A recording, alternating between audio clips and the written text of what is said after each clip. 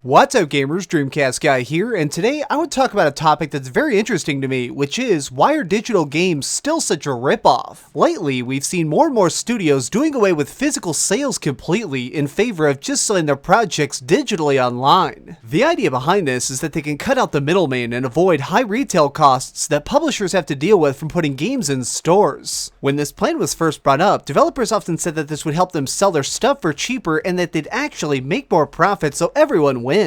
While this sounds great, the problem is that digital games are still a full $60. What happened to the original promise of lower prices? I think that these were all lies that have been told to us to scrape together even more cash out of dedicated fans. Let's break down the real numbers as to how much they should actually cost. For an average PlayStation 4 game that'll be $60 at GameStop, we know that $35 of that goes to the person who's publishing it since they essentially paid to have it made. Another $8 goes to Sony for licensing it on their console, and it's about $5 to make the box that it came in and shipping it. That leaves basically $12 of pure money going to the game makers for each sale. If they're making something digital instead, that means we could of course cut out the $5 shipping fee and probably lower the cost another $7 since we don't have to pay GameStop their cut. We now have a game that's $48 rather than $60, but theoretically, what if the studio chose to optionally reduce their own profits slightly to bring down the total cost to an even $40? That means we could have a company that's putting out huge AAA releases for a full $20 less than all of their competition. They would absolutely kill it. In fact, the executive that gets the guts to do this first is going to dominate the market. Imagine if a huge publisher like Ubisoft officially declared today that going forward all physical releases would be $60, but anything you buy online would never be more than $40. Their numbers would spike tremendously. Even hardcore console gamers like myself who love collecting usually go for the best deal. This could also boost their long-term sales significantly because they wouldn't be dealing with quite as many used games being spread around and reducing their figures a year or two down the line. Unfortunately, I doubt that this will ever happen for one main reason. Most developers are secretly terrified of any kind of change. People who make cell phone apps like to rely on microtransactions. Guys who create stuff for handhelds enjoy quick dev times. And teams that work on major projects want a huge $60 per game paycheck waiting at the end. Getting these talented men and women to budge on this is incredibly difficult because it hasn't been done before. While we do see smaller indie titles going for lower price points, I'm not sure if the larger studios will ever stop digitally ripping us off. We really just need one major game to take that chance. Make your product a flagship that everyone can look to as an example. Instead of forcing out another $80 online collector's edition, maybe grow some cojones and just say, we want millions of players to try out this amazing experience, so we're gonna break the mold and lower our price. We know that they can afford it, or else we wouldn't be seeing these constant Steam sales even weeks after release. This could be a huge step forward for all of digital sales, and probably help the industry in a big way. Well guys, this has just been another random gaming rant. What do you think of it? Is $60 too much for a game that you can't even hold in your hands, or are you okay paying full price?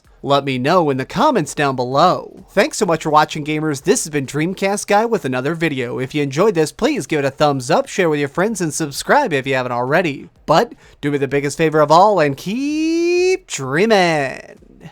Now I'm gonna go play my physical copy of Rocket League because you know what? I'm one of those dumb weirdos who buys the physical copy of everything he can, especially when it's something that awesome.